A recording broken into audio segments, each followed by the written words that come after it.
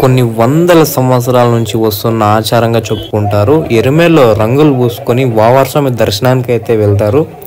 ఆడుతూ పాడుతూ గంతులేస్తూ సంతోషంగా అయ్యప్ప స్వామి దర్శనం కోసం వెళ్తూ ముందుగా మన ఎరుమేల్లో స్టాప్ చేసేసి వావార్స్వామి దర్శనం చేసుకునేసి తర్వాత మన శబరిమల యాత్ర అనేది కొనసాగిస్తారు. ఎరుమేల్ నుంచి మళ్ళీ నీలికల్లో మనకి వెహికల్ పార్కింగ్ ఉంటుంది. వెహికల్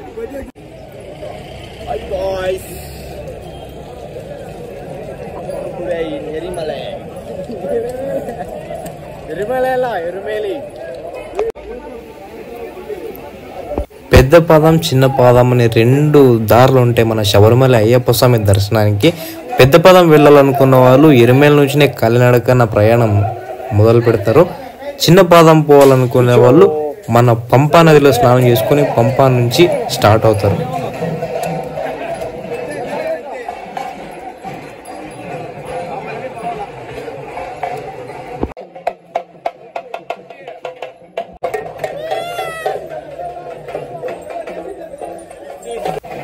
ఎరుమేల్ నుంచి పంపాకు చేరుకునేపాటికే ఓవర్ నైట్ అయిపోయింది. అప్పటికే అక్కడ ఫుల్ రైనింగ్ 24 hours వర్షాలు పడుతున్నాయి. ఎలాగోలాగా స్నానాలు కంప్లీట్ చేసుకునేసి శబరిమల కొండపైకి వెళ్తే హెవీ క్రౌడ్ అస్సలు ఎక్స్పెక్ట్ చేయలేదు. గర్భగుడి దగ్గర వీడియో రికార్డ్ చేస్తా అంటే పోలీసులు అయితే మొబైల్ వీక్కున్నారు. వీడియో మొత్తం డిలీట్ చేయించేశారు. అయినా ఏం పర్లేదు అనేసి దర్శనం కంప్లీట్ చేసుకునేసి అన్నదానానికి వచ్చాము. ఇక్కడ అసలు అది ఏం పెట్టారో కానీ అర్థం కాలేదు. మొత్తం గన్ చేశారు, ఊరగాయ చేశారు. ఎంత కంప్లీట్ చేసుకొని రిటర్న్ వచ్చేదారిలో దర్శనానికి ఒక్కరంటే ఒక్కరు లేరు. నిదానంగా ఒక్కరొక్కరే పోతున్నారు. అబ్బా అనిపించేసింది. అప్పుడైతే నిదానంగా పోయినా దర్శనం బ్రహ్మాండంగా అయితే అనిపించేసింది.